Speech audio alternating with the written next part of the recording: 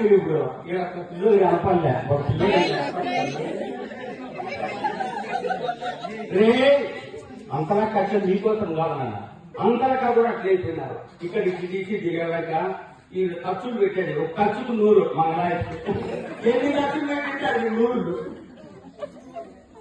ఇంకా కొంతమంది స్టేజ్లో బట్టలకు తీసుకునేది. ఒక ఆయన ఇంకా ఇప్పుడు బయట బలి తిరిగేదంట, ఊరంతా తిరిగేదంట. ఏం చేసినాడు, ఒక ఇంటింత పూలు ఉండే స్నానం వేయించుకొని ఈ గుండీని ఎక్కడుండే వెనక పెట్టి కుట్టించినాడంట. ఎనికి పెట్టి కుట్టించుకొని ఊరంతా తిరిగాడు బండ్లు. ఏం రకంటే స్టేజ్ చేయలేదు. సరే ఇంటికి పోతానే రే కరెంట్ వచ్చింది మోటార్ రాబోరా అన్నట్టు గాలి వేసుకున్నాడు. స్కూటీ వేసుకొని ఎక్కడ పోతాన్నారు గాలిలో వచ్చే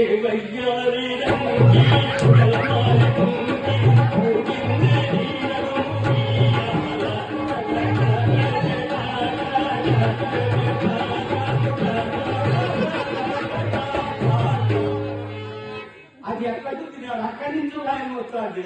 ఆయన చూసుకొని ఇంకా పాట వచ్చేసింది. ఆయన స్కూటీలో వస్తుంది. ఆయన కానీ ఒక చూసి పాట పాడుకుంటూ పోయినాడు. మాని పుట్టినాడు.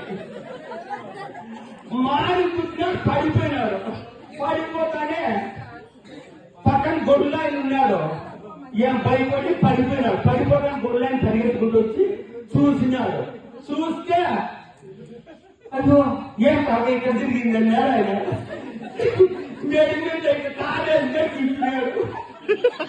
కాలేజీపోయినాడు. స్టేజ్ అంత పని చేసింది.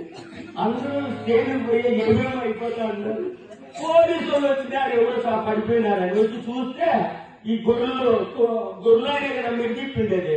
వాళ్ళు వచ్చి చూసినారు. ఇట్లా ఏమి ఇట్లా ఊరికే రోజు చెప్పి ఇట్లా అయిపోయినాడు. ఏమేంటంటే ఆయన పిలిచినాడు. గొర్రెలైన అనుకున్నాడు ఏమో అయిందప్పు అతను నాది ఇది అనుకున్నాడు. సార్ గొర్రెలు కొట్టాలి వస్తారు సార్. అప్పుడే వచ్చింది. లేదు సార్ నేను రాలేదు. తెలియదు గొర్రెలు చాలా తెలియదు. నేను రాలేదు సార్ అన్నాడు. రావయ్యాక వచ్చినా ఏమో ఎట్లయిందంటే ఏమో సార్ పడిపోయా వస్తా అంటే గొర్రెలు అక్కడ చేనులు లేకపోతే అక్కడ పోస్తారన్నాడు. సరే ఊళ్ళో పోలీసులు ఎవరు పట్టుకుంటారు తెలుసంటే ఎక్కువ జీప్ ఎక్కి అన్నాడు. ఆయన జీప్లే సార్ గొర్రెలు పోతాయంటే సరేనే మగ ఏం చేస్తుందో చూసి మగ పెద్దపోతాన్నాడు. అట్లా స్టైల్ పోయి ఏమైపోయా ప్రాణమే వెళ్ళిపోయా. ఆ స్టైల్ ఏమి ఇదంతా చాలా విచిత్రం అయిపోయినారు. మరి